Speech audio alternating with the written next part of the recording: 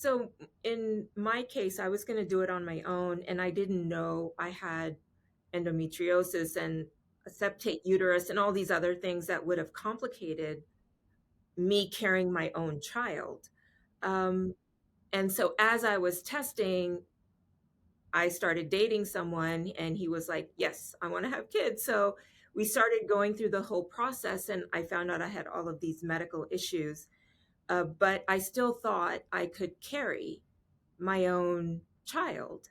And so we did go through IVF, got pregnant, and I lost my first daughter at 20 weeks, which was horrible. And that's a whole nother topic. And so then we did get pregnant naturally after that. And I lost that daughter at 18 weeks. And by then, I just couldn't trust my body or my emotions and psyche to go through that again. And so we did look into a gestational carrier, which is, we use the word surrogate. Surrogate is usually someone who's using her own egg and her body. And a gestational carrier, we're using the uterus, and my youngest sister donated her eggs. So it was my husband's sperm, my youngest sister's eggs. And then we got an agency and got a surrogate, a gestational carrier, and we had to go through a lot of legal stuff.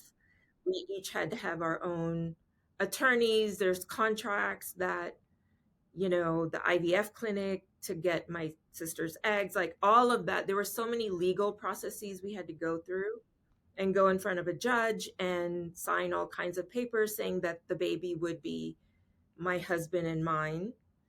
But again, I was married. I had a heterosexual marriage, and this was maybe back in 2009, I want to say. And so, but we had to see a psychologist and get all kinds of stuff done. But I wanted desperately to be a mother, so I was going to go through whatever. And I had the privilege of my parents being able to help me financially because it's incredibly expensive.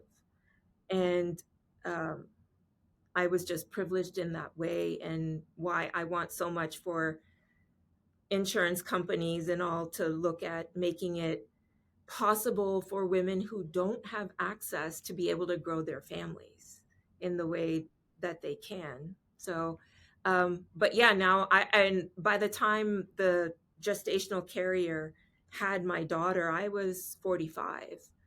And so my daughter will be 13 on Monday. So I'm 58 now, um, trying to raise a teenager, which is We'll have another episode about that, right? Rochelle will talk about her daughter. Your whole I'm rolling. expression changed when you I'm said rolling.